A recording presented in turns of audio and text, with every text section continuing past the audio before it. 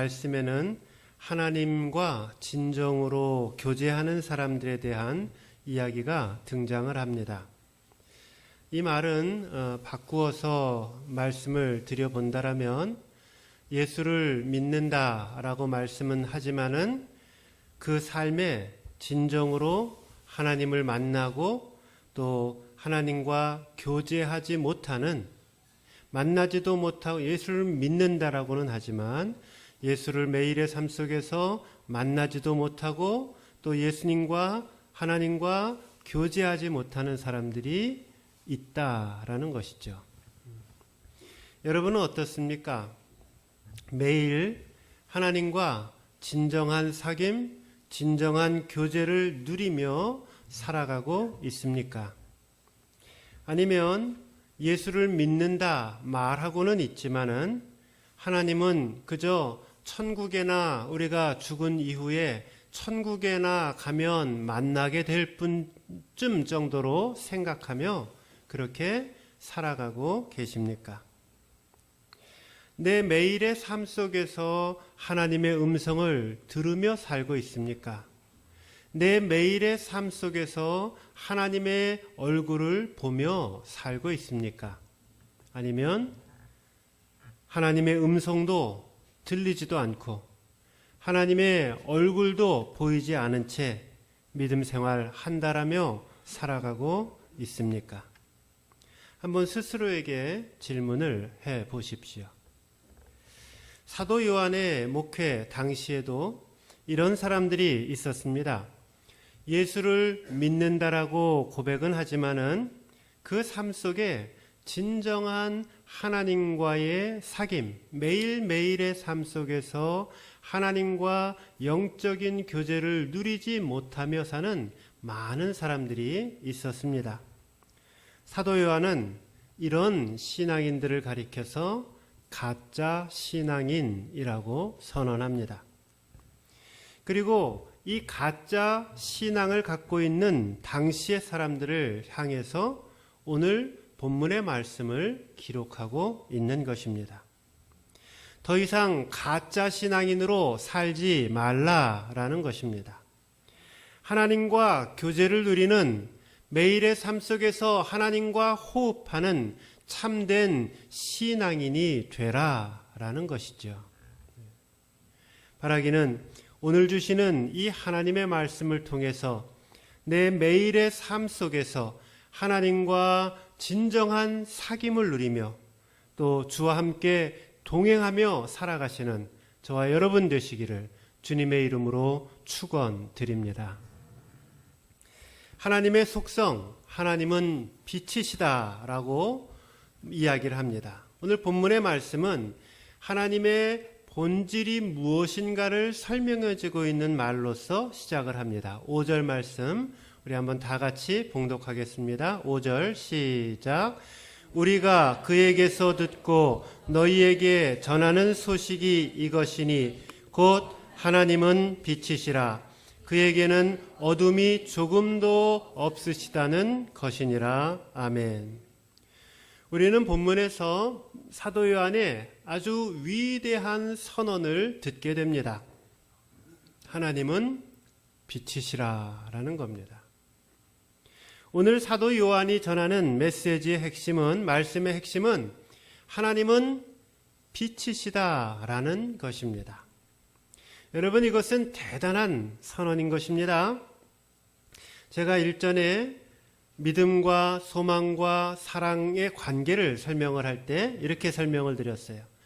하나님은 자신을 왜 믿음과 소망보다 사랑이 더 중요한가? 여러 가지 이유를 말씀드리면서 그 중에 드렸던 중요한 말씀 중에 하나가 뭐냐면 하나님이 사랑이다라고 이야기를 하는 것은 하나님의 본질에 속하는 것이다 라고 말씀을 드렸죠.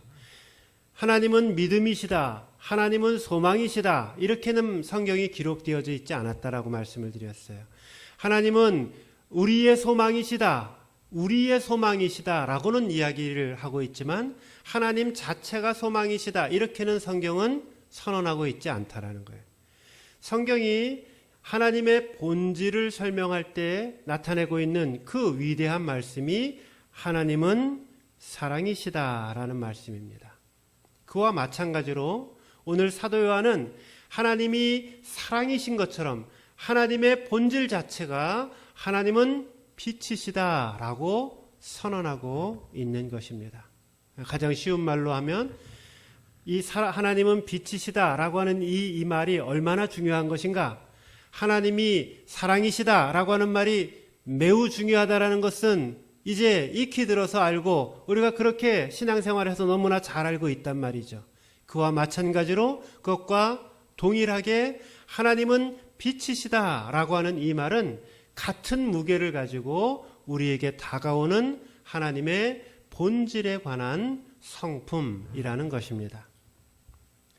사도 요한은 빛 대신 하나님을 이야기하면서 하나님에게는 어두움이 조금도 없으시다라고 설명을 합니다. 즉, 이 하나님이 빛이시다라고 하는 이 말은 하나님 안에는 더러움과 죄악과 또 세상의 불의의 그 어떤 세상의 악한 요소도 조금도 상관하지 아니하시고 조금도 간직하지 않으신 말 그대로 정의롭고 공의롭고 의로운 하나님으로 거룩한 하나님으로 우리에게 다가오시는 분이다라고 설명합니다. 죄와는 전혀 함께할 수 없고 죄를 알지도 못하는 하나님의 존재 자체가 그 죄와 전혀 상관없는 존재로서 하나님은 영존하신다라고 하는 말씀입니다. 이 빛 대신 하나님은 빛이시다. 이 빛 대신 하나님은 하나님의 나라를 또 하나님의 백성들을 통치할 때 하나님의 나라를 다스리실 때 무엇으로 다스리시느냐? 그것은 빛으로 다스리신다라는 것입니다. 하나님이 사랑으로 하나님의 나라를 다스리는 것과 마찬가지로 하나님이 하나님의 백성 또 하나님의 나라를 통치하는 또 다른 수단 하나가 있는데 그것은 하나님은 빛으로 세상을 다스리신다라는 말씀입니다. 하나님의 왕국의 윤리는 빛의 윤리라는 것입니다. 이제 처음 질문으로 다시 돌아갑니다. 나는 하나님과 진정한 사귐을 누리고 있는가? 이것이 우리가 처음에 함께 나누었던 질문입니다. 나는 어떻게 하면 이 빛 되신 하나님, 이 의로우신 하나님과 진정한 사귐을 누리고 진정한 만남을 가질 수 있는가? 오늘 본문에는 세 가지 방법으로 우리는 이 빛 되신 하나님과 사귐을 가질 수 있다. 우리에게 말씀해 줍니다. 하나님과 진정한 사귐을 갖는 방법. 첫째, 하나님과 진정한 사귐을 갖기 위해서는 어두움 가운데 행하지 말라라고 말씀합니다. 한번 따라해 보세요. 하나님과 사귐을 갖기 위해서는 어두움 가운데서 행하지 말라. 어두움 가운데 행할 때에 우리는 하나님과 진정한 사귐을 갖지 못한다라는 겁니다. 또 다른 말로 바꾸면은 왜 나는 예수 믿은 지 몇십 년이 되고 나는 매주 예배도 빠지지 않고 예배를 드리고 봉사도 열심히 하고 나는 하나님을 잘 믿는 것 같은데 왜 하나님은 저 천국에만 있는 것처럼 보이고 왜 하나님은 내 삶 속에서 나와 함께 동행하시고 내 삶을 인도하시고 나와 함께 걸어가는 그 빛으로 오시는 그 하나님을 내가 왜 경험하지 못하는가? 그 이유가 뭘까요? 내가 어두움 가운데 있기 때문이다라는 겁니다. 왜냐하면 본질 자체가 어두움이 조금도 없으신 분, 모든 죄악과 더러움들을 완전히 내어 버리신 분, 그 하나님께서 우리를 만나실 때에, 그 하나님께서 우리에게 다가오실 때 우리가 죄를 품고 있고 죄를 가지고 있고 어두움 가운데 있으면 그 하나님은 우리를 만나실 수가 없기 때문이라는 것입니다. 6절 말씀을 한번 보세요. 6절 보시면은 제가 읽어드릴게요. 여러분들이 읽어주세요. 6절 시작.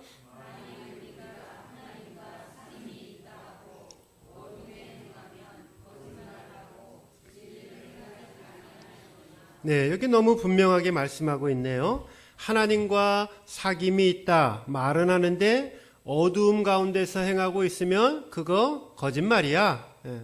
무슨 하나님과 사귐이 있어? 라고 선포하고 있습니다. 이 6절 말씀을 지배하는 중요한 단어는 행하다라고 하는 말이에요. 페리파테인이라는 말인데 이 말은 뭐냐면은 우리의 삶 속에 진정한 신앙이라고 하는 것은 우리가 어떤 말을 잘하거나 혹은 어떤 대단한 지식을 갖고 있어서 우리가 우리의 삶이 하나님과 가까워지는 것이 아니라 우리의 삶 속에 행함, 우리의 삶 속에 실천이 있을 때에 우리는 하나님과 교통할 수 있다라는 말씀입니다. 하나님과 사귐을 갖는 삶은 무엇인가? 그것은 우리의 삶 속의 행동, 행함, 삶의 변화, 의를 향한 추구, 거기에 달려있다라는 것입니다. 어두움 속에서 행하지 않는 것이다 라는 겁니다. 어두움 가운데 있으면서 입술로만 나는 주님을 알아요, 나는 주님을 믿어요, 나는 주님을 사랑해요, 그런 말은 있을 수가 없다라고 말씀하고 있습니다.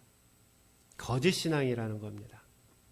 참된 신앙은 그 삶이 어두움 가운데에 행하지 않는 것이다. 사도 요한은 강력하게 선언하고 있는 것입니다.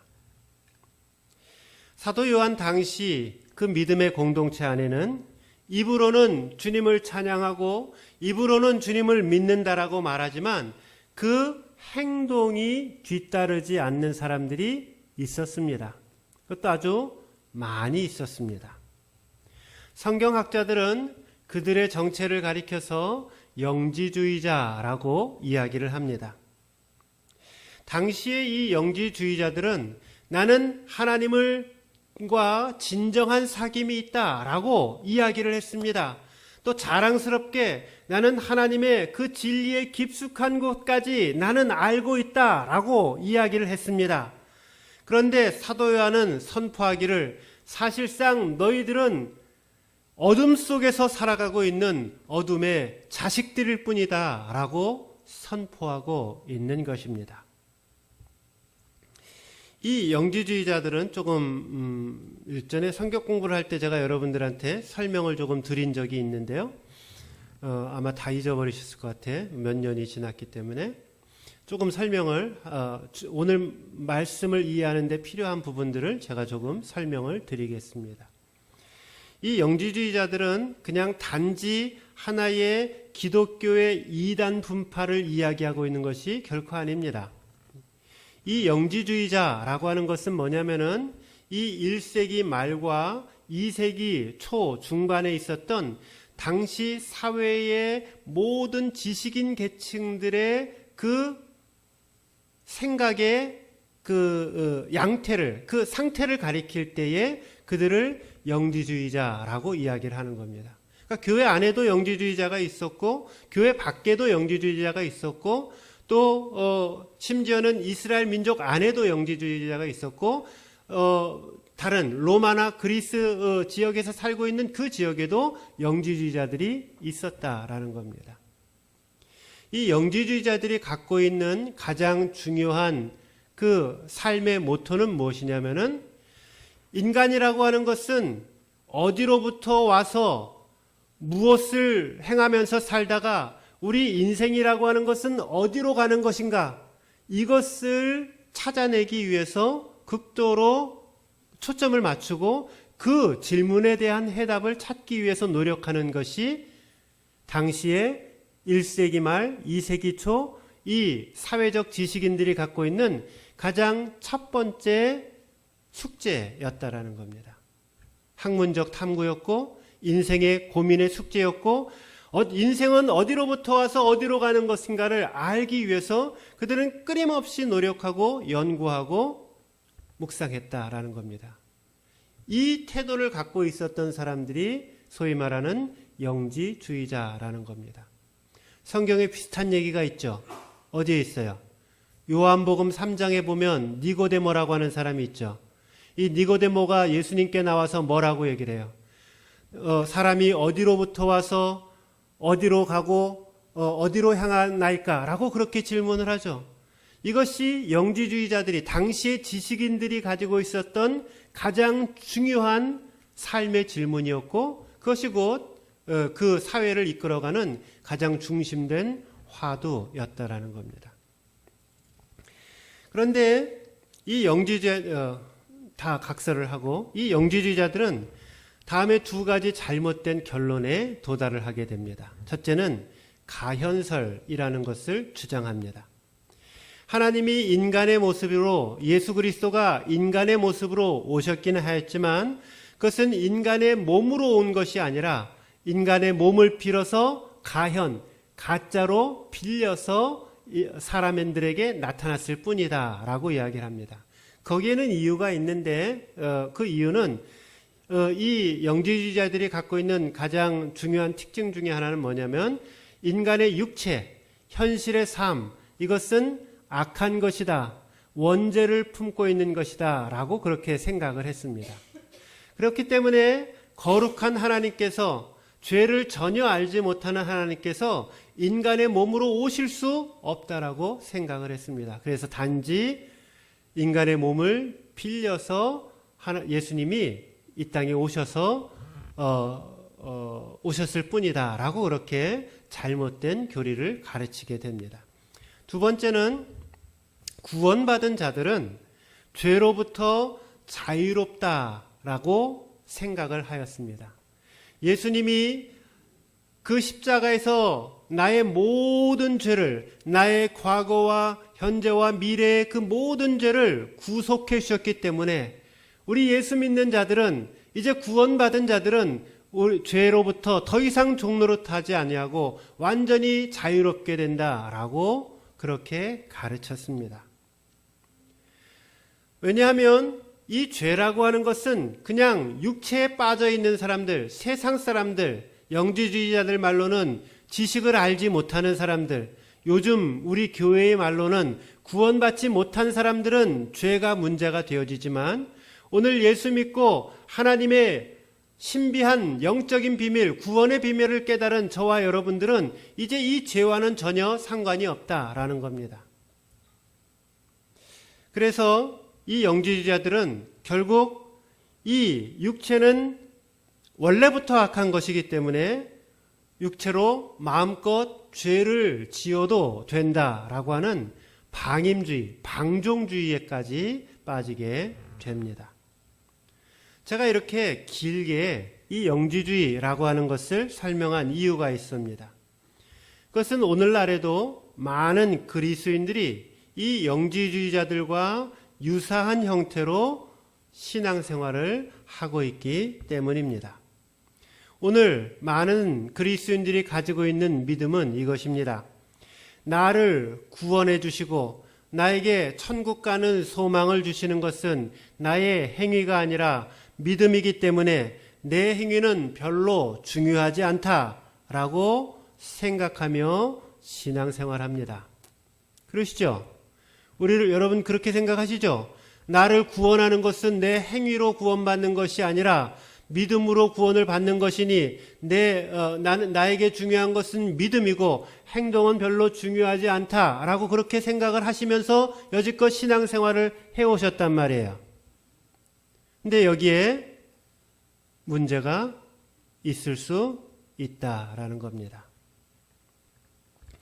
여기서 우리가 조심해야 할 것이 있는데 에베소 2장 8절의 말씀처럼 나를 구원하는 것은 사람의 행위가 아니라 인간의 노력이 아니라 예수 그리스도를 믿는 하나님의 전적인 구속의 은혜를 믿는 그 믿음 때문에 우리는 하나님의 자녀가 된다.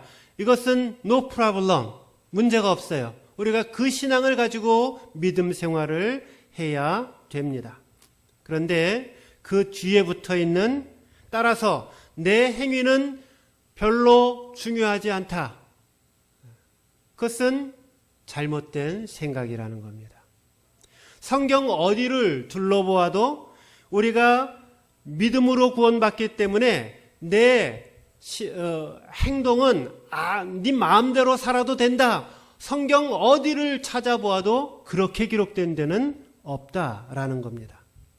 성경 어디에도 너희는 믿음으로 구원을 받기 때문에 행동은 마음대로 해도 된다. 나가서 마음껏 죄짓고 살아라. 그런 성경 구절 여러분 보셨냐라는 겁니다. 사람들은 생각을 합니다. 선하게 살고 하나님의 뜻을 이루어 살면 좋은 일이지만 그렇지 않아도 내 구원은 변함이 없다라고 생각을 합니다. 그래서 매일 물에 밥을 말아 먹듯이 죄악의 쾌락 속에서 몸을 담그고 살아가고 있는 현대 그리스도인들의 모습이 오늘 우리의 모습이 아니냐라는 것입니다. 오늘 사도 요한이 목청을 돋우면서 거부하고자 하는 그 신앙 태도가 바로 이 이중적 신자의 생활입니다. 이것은 잘못된 생각이고 우리의 행동을 바꾸지 않는 믿음, 그것은 우리를 사망에 이르는 것이라고, 그것은 거짓된 믿음이라고 우리에게 선포하고 있는 것입니다. 6절 말씀을 다시 보세요. 6절.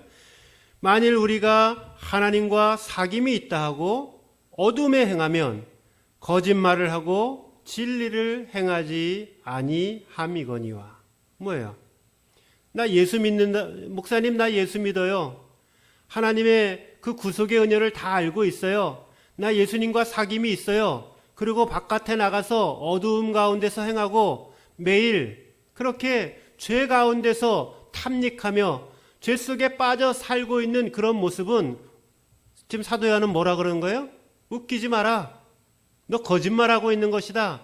네가 갖고 있는 믿음이 진짜 믿음이라고 라고 우리에게 도전하고 있는 것입니다. 내가 예수 믿는다라고 하면서 그 삶이 그냥 어두움 가운데서 행하면 그것은 참된 믿음이 아니다라고 선언하고 있는 것입니다. 너희는 나를 누구로 알고 있느냐? 우리 하나님이 저와 여러분들에게 묻습니다.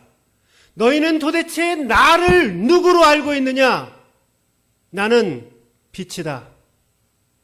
나에게는 조금도 어두움이 없는 빛의 사람이다. 빛인 분이시다. 라고 우리 하나님은 선포하고 있는 것입니다. 많은 그리스도인들이 영혼의 구원이 제일 중요하다라고 생각을 합니다. 그래서 일단 예수님을 믿고 영혼을 구원받게 되면은 그 다음에 우리의 매일의 삶 속에서 죄를 지어도 된다라고 생각을 합니다. 이것은 결코 옳은 생각이 아닙니다. 예수님의 구원은 어두움으로부터의 빛으로의 구원입니다. 예수님의 구원은 우리를 그냥 어두움 가운데 있게 하는 구원이 아니라는 말씀입니다. 내 삶은 구원받았다라고 말하는데, 나는 예수를 믿는다라고 말하는데, 나는 그 어두움의 구렁텅이에서 그대로 앉아 있으면서 나는 예수 믿어. 여러분, 그런 신앙이 세상에 어디 있습니까? 여러분, 그런 믿음이 세상에 어디 있습니까?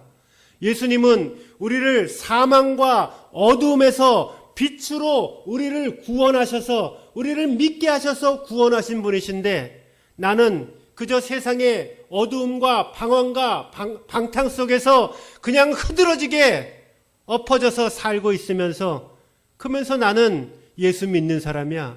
너 웃기지 마. 그거 가짜 믿음이야. 라고 사도 요한은 선포하고 있는 것입니다. 참된 믿음을 가진 자, 어두움 가운데서 행하면 안 됩니다. 참된 신앙인은 그 삶 속에 악과 불의를 멀리해야 합니다. 바라기는 오늘 성령님께서 보여주시는 내 안의 모든 어두움들을 회개하시고 어두움들을 온전히 물리치시고 하나님과 진정한 사귐, 하나님과의 진정한 만남의 자리로 나아가시기를 주님의 이름으로 축원드립니다. 두 번째는 하나님과 진정한 사귐을 갖기 위해서는 빛 가운데 행하라 라고 말씀합니다. 따라해 보세요. 빛 가운데 행하자.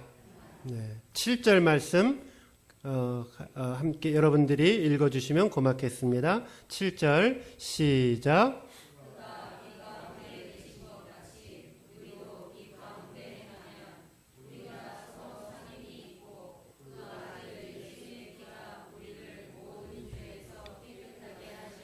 네, 여기 너무 또 분명하게 말씀하고 계시죠. 우리가 빛 가운데 행하면 우리가 서로 사귐이 있고 그 아들 예수의 피가 우리를 모든 죄에서 깨끗하게 하실 것이요. 하나님과 사귐이 있는 사람들, 그들은 반드시 분명히 빛 가운데서 행한다라고 선언합니다. 앞에서 하나님과 사귐을 갖기 위해서 어두움에 있지 아니한다라고 하는 말은 소극적으로 우리에게 부정적인 죄악된 요소들을 버리는 것이다 라고 말씀드릴 수 있습니다. 반면에 빛 가운데 행한다 라고 하는 이 말씀은 우리의 삶 속에 하나님의 뜻대로 선을 행하고 의를 행하고 사랑을 실천하고 적극적으로 하나님의 뜻을 실천하는 적극적 의미를 가진다라고 말씀드릴 수 있습니다. 즉, 빛 가운데 산다라고 하는 이 말은 내 삶 속에 믿음의 선한 행실을 보여주고 사는 것입니다. 그럴 때 비로소 우리는 하나님과 사귐을 가질 수 있다라고 말씀드릴 수 있습니다. 우리 외국인 목사님이 여러분들 사랑과 또 헌근과 또 격려 속에 아프리카를 갔지요. 지금 거기 있어요. 도착하자마자 저는 전화를 이름 없는 전화는 잘 안 받는데 이름이 뜨지 않는 전화는 근데 어쩌고저쩌고 막 이렇게 떠가지고서 이것도 누구 가짜 보이스 피싱이나 이런 거구나 이렇게 생각을 안 받고 있는데 계속 전화가 올리는 거예요. 그래서 이 마음에 좀 예감이 들어서 전화를 받았더니 봉고전 목사님이에요. 그러면서 목사님 너무 고맙고 제가 지금 아내를 만나는 자리에서 그 아내 핸드폰 빌려서 전화를 드리는 거라고. 너무 고맙고 감사해서 내가 성도님들과 목사님께 말씀드리지 않을 수 없어서 전화를 이렇게 드리는 거라고 하면서 그거 아마 국제전화도 거의 좀 비쌀 텐데 이렇게 전화를 해서 여러분들의 사랑과 헌신에 대한 고마움을 이렇게 표하고 있습니다. 이렇게 구체적으로 선을 베풀고 사랑을 나누고 선한 행실들을 우리의 삶 속에서 나눌 때에 그때 우리는 단지 좋은 일 했다 이게 아니라 우리는 하나님과 진정한 사귐과 만남의 자리로 들어갈 수 있게 된다라고 선언하고 있는 것입니다. 요즘 유부녀들에게 이런 유머가 떠돈다라고 이야기를 합니다. 유부녀에게 연하에 애인이 있으면 뭐예요?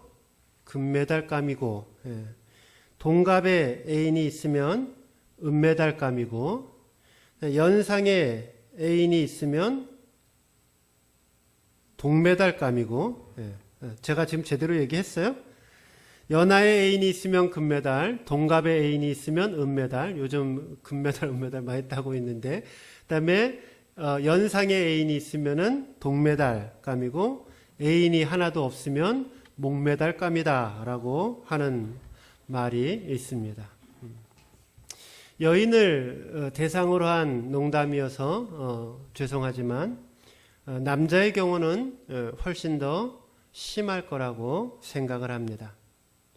이것이 오늘 우리가 살아가고 있는 이 세대의 어두움이 얼마나 심각한 것인가를 보여주고 있는 단편적인 예가 됩니다. 예수 안 믿는 사람들은 도덕지수와 삶의 청결지수와 이런 것들이 더 높을까요? 아이고, 그랬으면 좋겠는데, 죄송하게도 통계의 조사는 기독교인들이 더 사회적 부패와 개인적인 부패의 부패 지수가 죄송하지만 이게 더 높아요. 제가 지금 어려운 말씀 드리는 게 아니라 간음하고 강간하고 혼외정사하고 이런 사람의 숫자가 예수 믿는 사람보다 예수 안 믿는 사람들의 퍼센테이지보다 예수 믿는 사람들의 퍼센테이지가 더 높은 것이 오늘날의 삶의 현실이다라는 겁니다. 왜 이런 일들이 일어나게 되는 것인가? 그것은 오늘 우리의 배움과 우리의 가르침과 우리의 썩어빠진 우리의 고정관념이 고정된 그 신앙의 태도가 우리를 죄악 가운데로 내몰고 우리를 더러움 가운데로 내몰고 그저 아무렇게나 살아도 그것이 신앙생활인 줄 하면서 그렇게 살아가는 잘못된 태도가 빚어낸 결과라는 겁니다. 하나님이 거룩하시기 때문에 오늘 우리가 거룩해야 된다라고 성경은 말합니다. 내가 빛이시기 때문에 빛이기 때문에 너희도 빛된 삶을 살아라 라고 말씀하십니다. 내가 거룩하니 너희도 거룩할지어다 라고 선포하고 있습니다. 내가 사랑이니 너희는 내 사랑만 받으면 된다. 이것이 신앙이 아닌 건 너무나 잘 알고 있지 않습니까? 내가 빛이다. 너희는 그저 나 믿고 구원만 받아라. 그것이 아니라는 겁니다. 내가 빛이니 너희도 빛의 삶을 살라. 내가 거룩하니 너희도 거룩한 삶을 살라. 여러분, 이건 너무나 분명한 성경의 가르침이 아니겠습니까?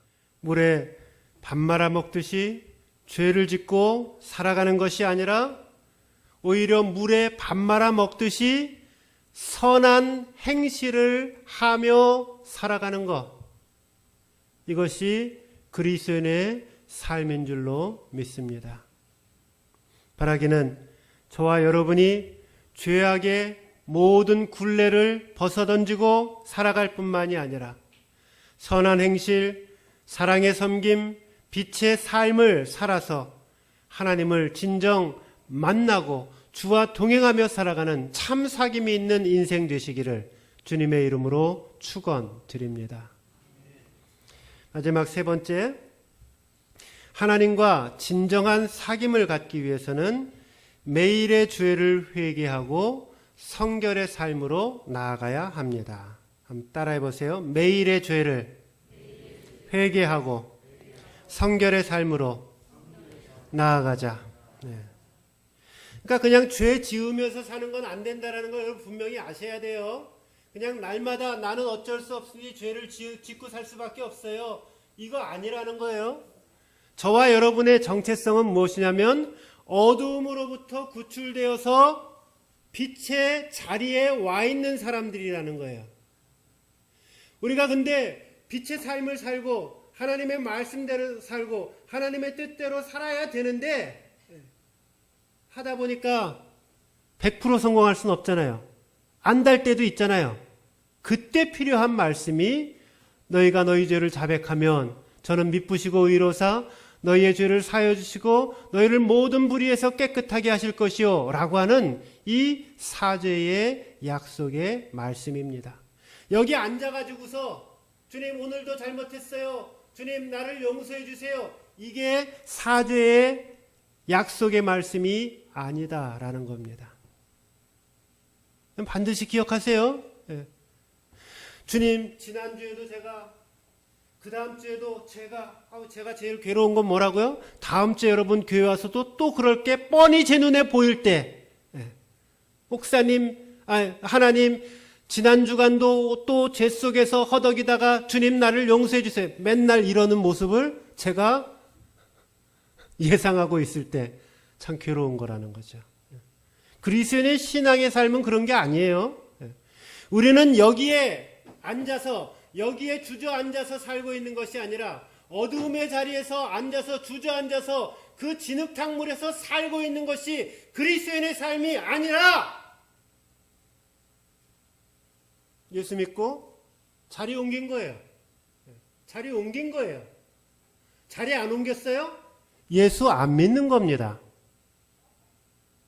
여기 그대로 앉아서 뭐 거기 예수 믿었다라고 누가 그거 가지고 누가 예수 믿는다라고 얘기를 합니까? 어디 성경에 여기 그대로 죄악의 구렁텅이에 앉아서 나는 예수님 날 구원해 주셔서 감사해요. 지 마음대로 다 살고 그 누가 예수 믿는 거라고 어디 성경에 그렇게 기록되어져 있어요? 예수 믿는 것은 회개하고 자리를 옮기는 겁니다. 죄 짓는 방향에서 방향을 돌이켜서 하나님의 뜻, 의의 방향으로 삶의 방향을 돌이키는 것. 그래서 하나님 그 빛의 삶대로 따라 순종하며 걸어가는 것. 이게 믿음이라는 거예요. 회개라는 거 설명드렸잖아요. 여러 차례 설명드렸잖아요. 회개는 여기 앉아서 주여 내 잘못했어요. 죄 졌어요. 이거 회개 아니라는 거예요. 죄 짓는 자리에서 방향을 돌이켜서 주님 내가 회개하고 새 사람 되기를 원합니다. 주님 내가 더 이상 죄악의 구렁텅이의 자리에서 살지 않게 하여 주옵소서.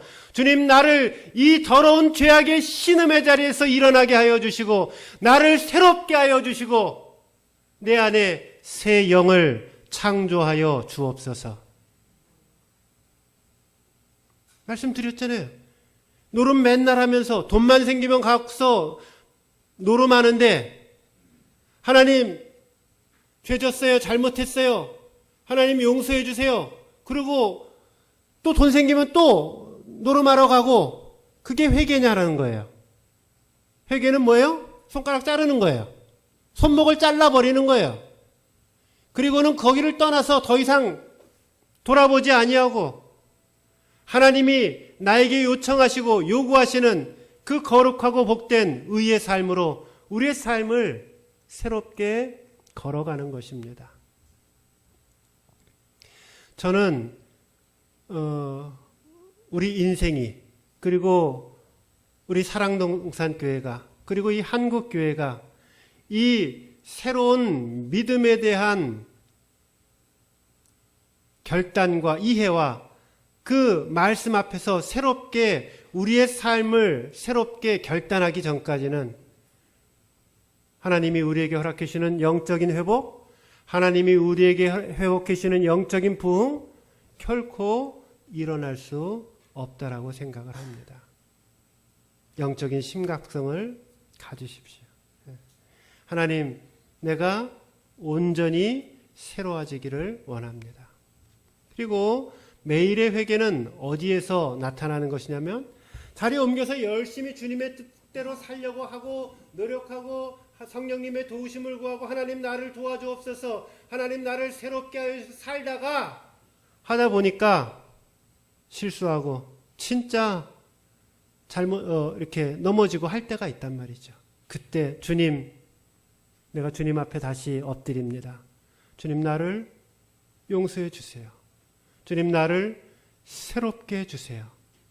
하나님 나에게 다시 주의 십자가의 보혈로 내 영을 새롭게 하여 주셔서 더러움의 자리, 악의 자리, 구렁텅이의 자리에서 더 이상 조금이라도 머무르지 아니하고 하나님께서 나에게 인도하시는 그 빛의 자리로 걸어가게 하여 주옵소서.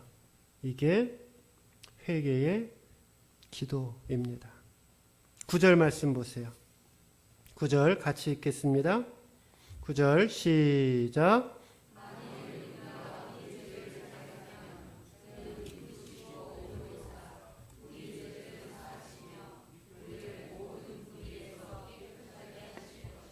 네, 여기 다른 말들은 다 아시고, 그래서 내용은 뭐냐면은 우리가 그렇게 빛의 생활을 살다가 혹 넘어질 때, 그때 하나님 앞에 무릎 꿇고 우리의 삶을 회개하고 돌이키면 하나님은 우리의 죄를 사해 주신다라는 말씀이에요. 근데 제가 여기서 설명드려야 될 말씀은 미쁘시다라는 말이에요. 미쁘시다는 말은 뭐냐면은 신실하시다라는 말이에요. faithful이라고 하는 말이에요.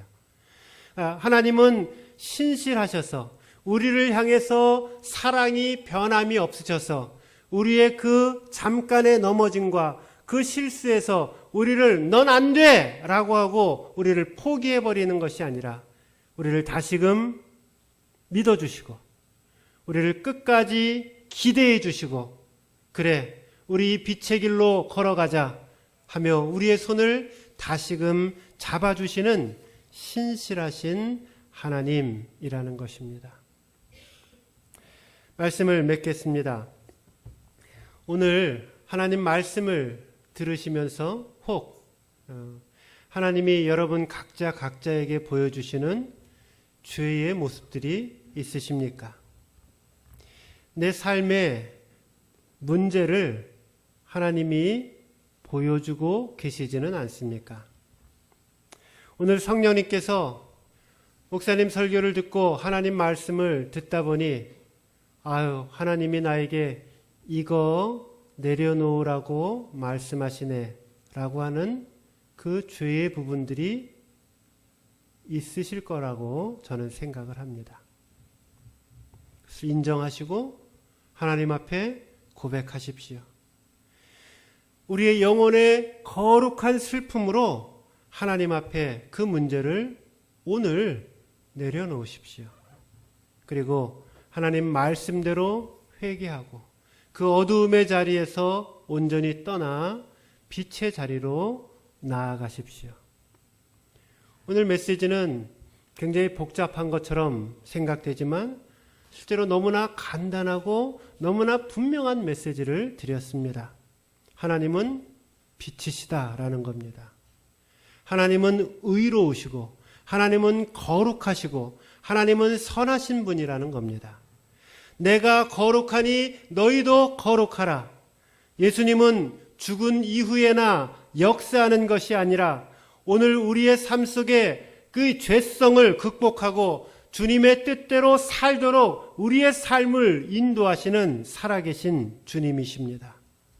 예수님의 이름을 부르고 예수님을 의지하고 예수님께 우리의 모든 것을 내어 맡길 때에 예수님은 우리의 삶을 빛처럼 변화시켜 주십니다.